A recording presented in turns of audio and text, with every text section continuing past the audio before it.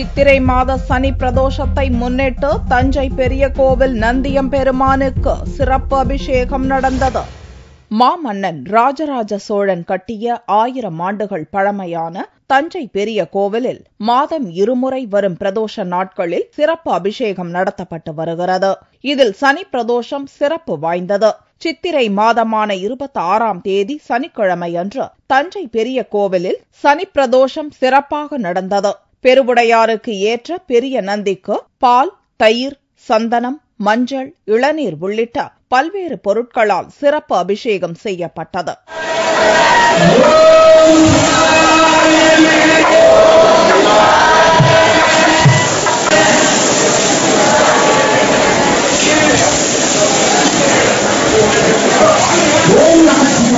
சிறப்பு வாய்ந்த இந்த சனி பிரதோஷத்தில் தஞ்சாவூர் மட்டுமின்றி பல்வேறு பகுதிகளிலிருந்தும் வந்திருந்த பக்தர்கள் நந்தி எம்பெருமானை வழிபட்டனர்.